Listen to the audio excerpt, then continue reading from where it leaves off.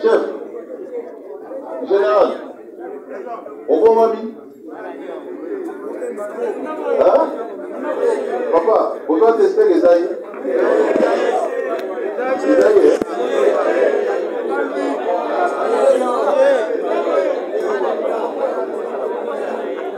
Ok, ça va. Panda.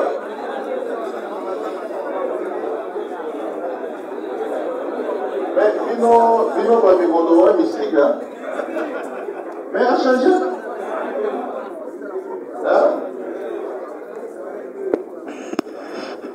Ok. Bon, est-ce que ça va? Oui, ça va. Au Moni, je vais dire une chose. Je sens vraiment une volonté de aussi Samakambo et pas Bande Bonabiso Badeke. Pour bazo insister ou jour wana toza liboso mokonza mboka par réclamer chef Kiambo. Balobi azati. Ça veut dire balingi tous les leaders yaka va s'impliquer dans les camboyo pour trouver solution.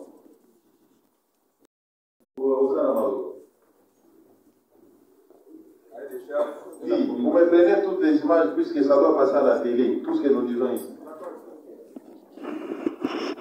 Cahier des charges de la communauté Teke pour l'éradication de la milice Mogondo. 1. Contre.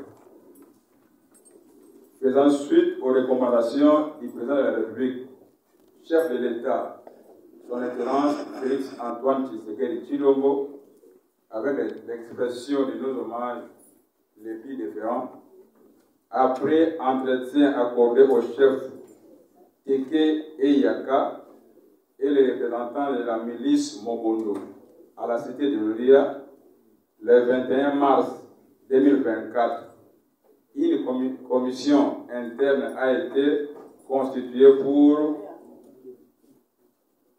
cogiter autour des solutions durables afin d'éradiquer définitivement la milice Mogondo. En effet, il s'avère important de rappeler que depuis le mois de juin 2021, le territoire de Kwamut, dans la province de Maïdombe, est pris à feu et à sang aux actions commises par la milice Mogondo. Ce plan nommé Mogondo qui à première vue vise l'extermination des populations Teke.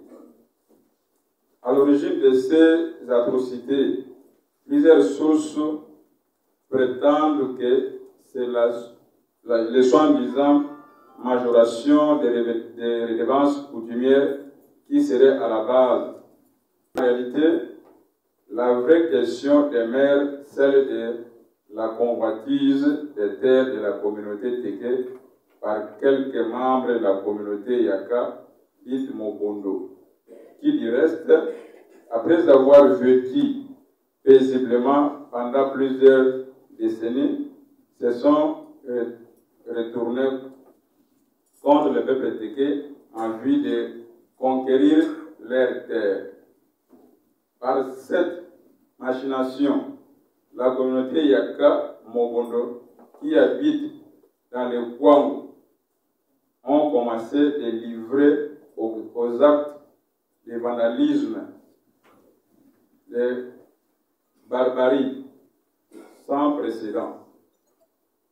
Incendier les villages, détruire les infrastructures socio-économiques, piller, tuer, décapiter et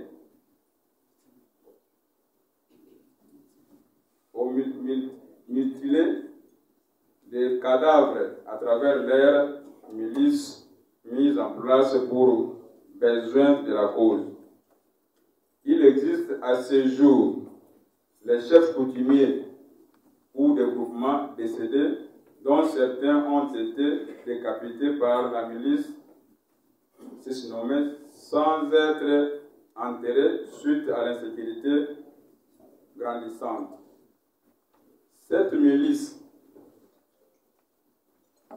aux allures génocidaires, qui est partie du territoire de Kwamut, s'est généralisée et étendue jusqu'aux provinces voisines, en l'occurrence Kwilu, Kinshasa, Congo central et Kwango, plus précisément dans le territoire triangle Bagata, Kwamut, Kwango et Maloko. Cependant, ce phénomène a entraîné des conséquences fâcheuses sur le plan socio-économique, des pertes en vies humaines, des dégâts matériels et beaucoup de déplacés non pris en charge par les autorités politiques et les organisations humanitaires. Le présent travail abordera de manière détaillée l'état de lieu de la situation sécuritaire dans les plateaux de Batéké et les pistes de solutions pour l'éradication de la milice Mobondo. Il s'est de noter que la commission ad hoc ayant travaillé pour l'objectif si vanté a orienté sa réflexion sur la nécessité de promouvoir une cohabitation pacifique entre les deux communautés tout en veillant au respect de certains préalables. État des lieux de la situation sécuritaire dans le plateau de Batéké. Ici, il y a un tableau synoptique de la situation sécuritaire dans le plateau de Batéké. Groupement. Village occupé par les Mobondo. Déplacement massif de Téké. Pour ce qui est du groupement, il y a Mwanampoto.